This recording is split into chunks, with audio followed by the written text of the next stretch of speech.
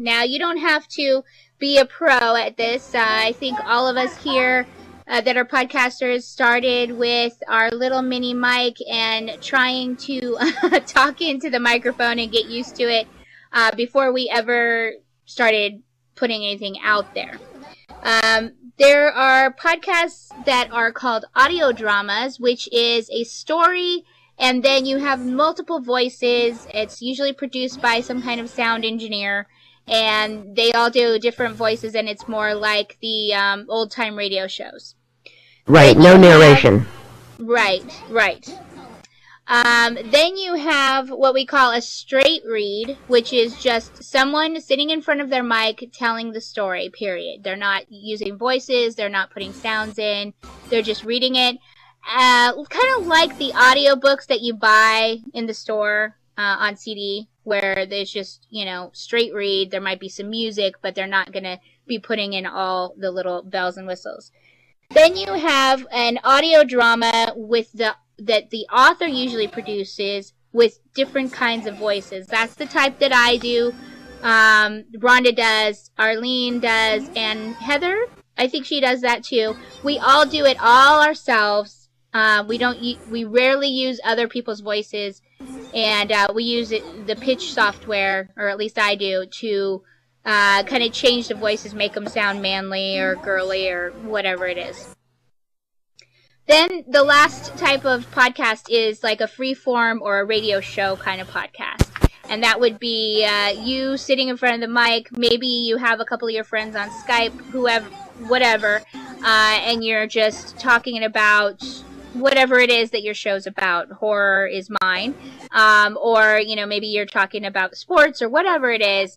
And you're just doing it from the comfort of your own home without a huge sound engineer equipment and all that kind of stuff. So those are the 4 basic types of podcasts. And to start out, I would say that you guys would want to pick one of those. Or do you want to do the straight read, or do you think that you can do the voices and such? Do you guys have anything to say about that? Well, I know you use the pitch software. I don't use the pitch software. I do all those voices are mine, and they pretty much sound like me, only deeper or higher, and it takes some getting used to, and people do it in different ways. Some people record each of their characters doing their lines and then edit them all together using Audacity, which is a free software, or GarageBand, which is for Mac users.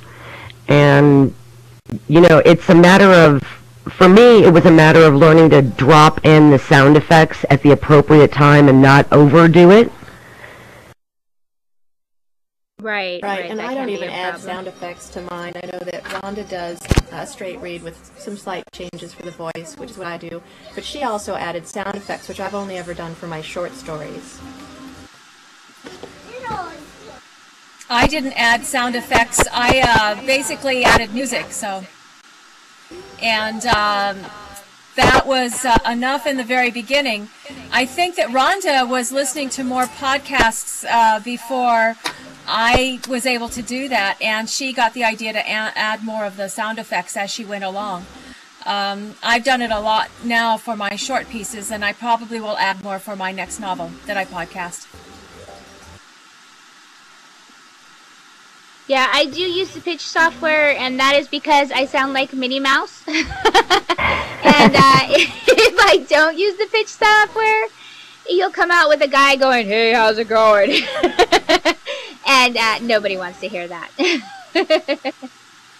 But podcasters do it in all kinds of ways. You see the big boys doing straight reads, or they'll slightly change a voice. You see beginners doing full-blown audio dramas.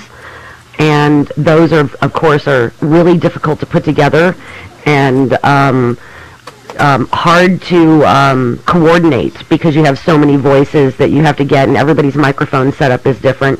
Ems, you should probably talk about the cost of getting into podcasting. Yes, I have my top 5 for things that people who want to get into podcasting need to know. Okay, so these are not necessarily in the same order as you should go, but this is what I tell anybody who emails me regarding podcasting. So the first thing you want to do is have your text ready. That's the most important. You can't start podcasting when you have half of a story written. So buckle down, write your novel or your short story or whatever you're podcasting. Make sure it's as perfect as you can get it. Have a few of your first readers read it. Make sure it's edited, all that kind of stuff, and have it ready. That's number one, material ready. The second one is to listen to other podcasts, like we just said. If you listen to other podcasts, mine, Rhonda's, Arlene's, Heather's, or, the big guys, J.C. Hutchins, Scott Sigler, Mer Lafferty, any of us, listen to us and see what are the ones that you like listening to. Do you like listening to a straight read, or does it keep your attention when you listen to the more audio drama type? Because if you are producing something that you would actually listen to, it will go much smoother, because that's how you listen to things, and you're gonna understand how to do it a little bit better. And then number 3 is join podiobooks.com community. Go to podiobooks.com and there is a community tab right at the top. Join it, because they have what they call a mentoring program. You can go in there, you can ask questions, even if you think they're really stupid, and everyone will answer in their own way. And, also take that with a grain of salt, because depending on what they're telling you, you want to hear all the answers and then make the decision that's best for you. Because even though we're all podcasters, we don't all do it the same. We do it for how it's best for us. So join the Audiobooks community, get your stuff started, and when you have an actual file, you can put it up there. All us podcasters will listen to it, or at least a handful of us will.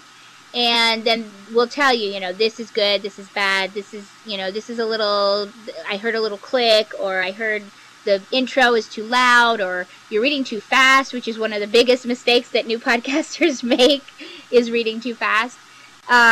So that group will help you become a better podcaster when you finally get your stuff out there. The next thing I have to say, it may differ from what the people around me are going to say, but I say buy the minimal equipment that you can. You have a mic at your house? Good. Use that one. Don't go buy a big one until you are absolutely sure that this is what you're going to do. Because I've had people go, dude, I want a podcast. Can I come over to your house and do it? And I'm like, yeah, sure. They sit in front of the mic for 3 hours rereading and rereading their stuff because they keep messing up. And then I show them how to edit it. And by the time we're done, it's about, 8, 9, 10 hours later. And they're like, this is too much freaking work. I'm not doing this. So really make sure before you invest any money in it that you actually are going to do this. Because I've had people who have gone out and bought $300, $400, even $1,000 mics and equipment, and then they realize they don't want to do it.